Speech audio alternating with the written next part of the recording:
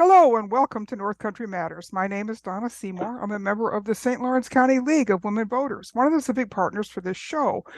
Today, my guest is Kathleen Stein, president of the League of Women Voters of St. Lawrence County. And today we're going to talk about what you need to know about this year's election and what's on the 2022 ballot. Kathy, welcome back to North Country Matters. Today's conversation will, we hope, help voters to understand what to expect on the 2022 ballot. There are a number of changes and things to be aware of as voters head to the polls this year. But as always, the League of Women Voters has the tools and the information you need, right? That's right, we do. Because of the 2020 census and the redistricting that took place in 2021, voters will be seeing some important changes on their ballot that reflect all that redistricting. So one of the most important changes has been to our state assembly and Senate districts. St. Lawrence County used to have 4 assembly districts and 3 state senators. This year, we'll be voting in only 2 assembly districts and 2 Senate districts. Kathy, what's the best way for voters to check out where their new district is?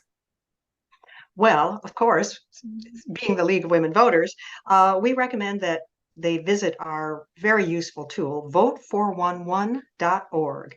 Anyone can use it, excuse me, to find out if they are registered to vote, what their new state districts are, who their candidates are, and where their polling place is for Election Day. Vote 411 is really one-stop shopping for voting information. And I think this is a great time to remind folks that the league is nonpartisan. We don't take positions on candidates. We do inform voters about the things that are up for election and also about the issues. So they won't ever find any league that does endorsements, but they will find out lots of solid information about what they need to do to vote accurately. Exactly. And thanks for reinforcing that. So let's remind and also explain which offices are up for election this fall here in New York State and locally. Okay, yes, 2022 is what's called a midterm election, which means that it falls in the middle of the 4-year presidential election cycle. There's also a gubernatorial election going on here in New York, so you will find national and statewide candidates on your ballot, as well as some local candidates in some places. U.S. Senate, the seat currently held by Senator Schumer, is up for election. U.S. House of Representatives, the candidates for New York 21 will be on your ballot.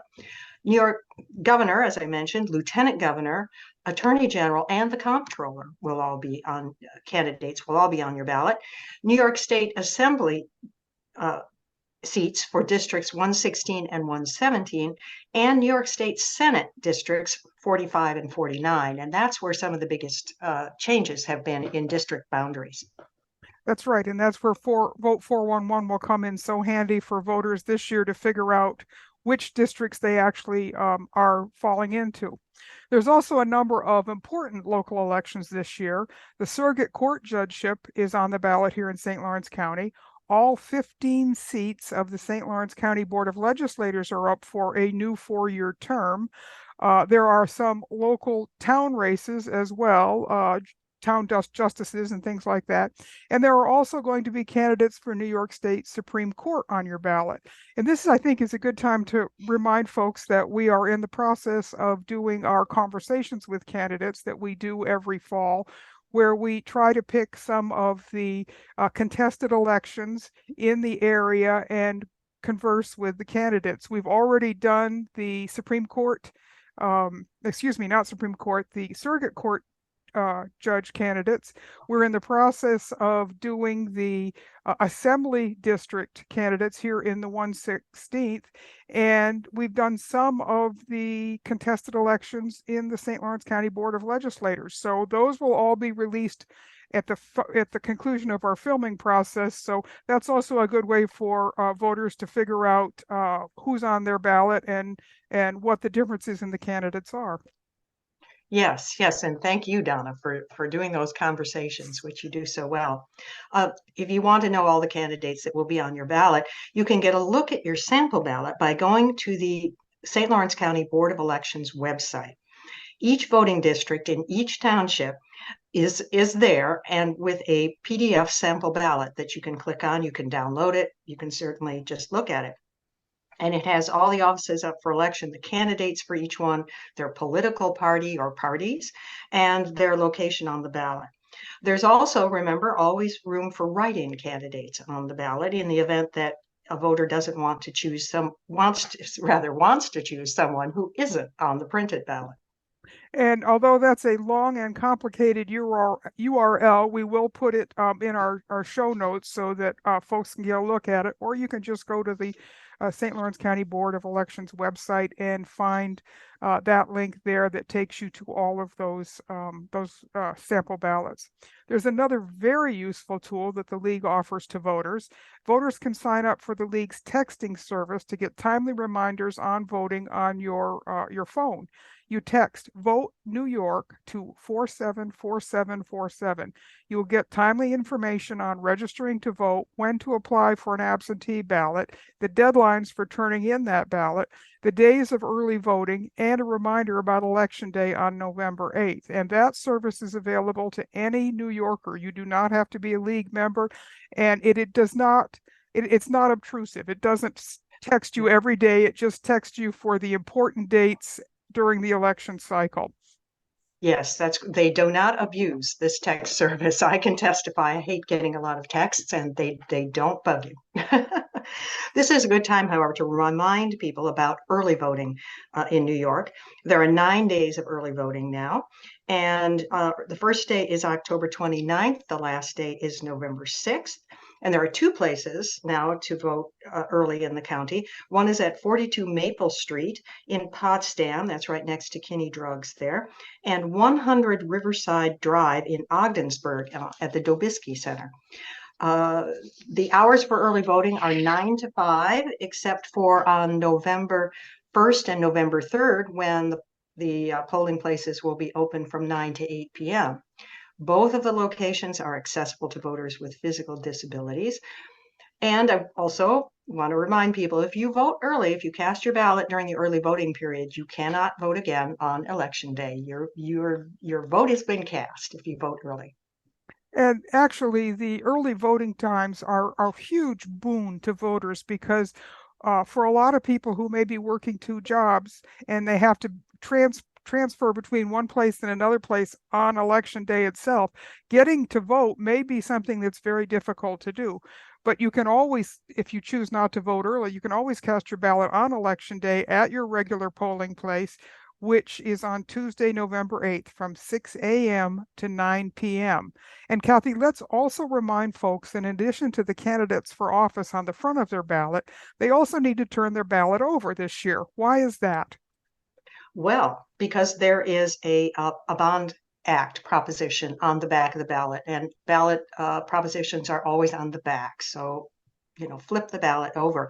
In this case, this is Proposition 1. It'll be the only proposition there. The Clean Water, Clean Air, Green Jobs Environmental Bond Act of 2022.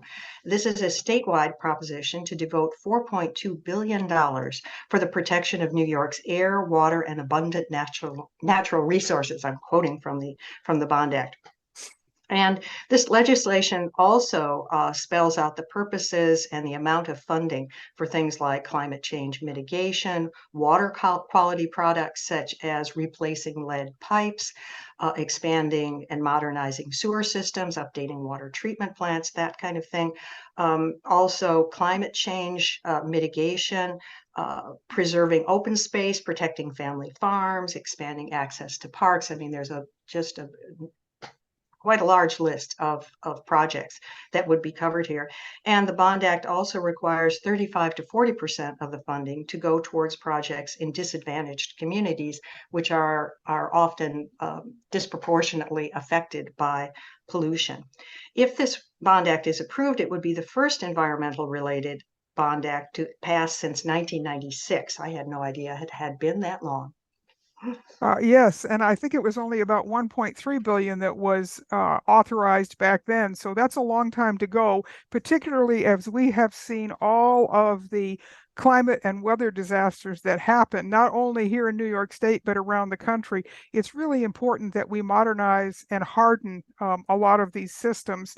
And of course, rural New York, which the North Country is part of, will be getting some of that money. So when you vote on this, it's actually going to come home to us here in the North Country, which I think is always an important point to make for voters, that it is going to be spread across the state. It's not going to just be concentrated in a few communities. Absolutely, absolutely. And the reason they also refer to green jobs in the title is that perforce all these projects are going to they're going to be hiring local people and employing local people to work on these projects. So you know it give it serious consideration. That's right. But the only way you can vote on it is if you flip that ballot. And so don't forget to do that because it's very important. Yes, I think is another great time to mention, Kathy, that it is the League of Women Voters here in St. Lawrence County that make possible the little I voted stickers that you can get as a voter when you voted. And we have some people to thank for that, don't we? Yes, we do.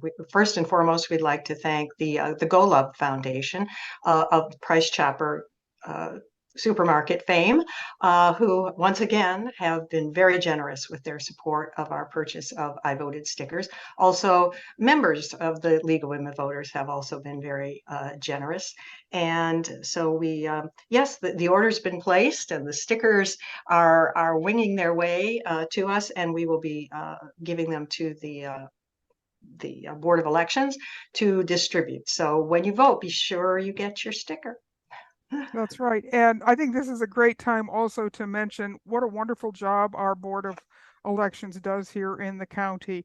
They train all of the election inspectors and they have to set up all the machines. And it's a tremendous job. There's about 99 to 100 voting districts here in St. Lawrence County.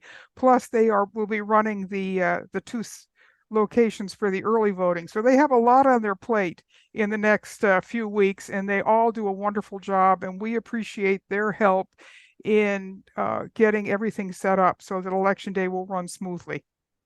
Absolutely, absolutely. No, we have a fantastic Board of Elections here, and very supportive of educating voters and helping people vote. And of course, that's one of the major things the League is all about. So we love anybody who wants to make sure people can exercise their right to vote. So we're very pleased.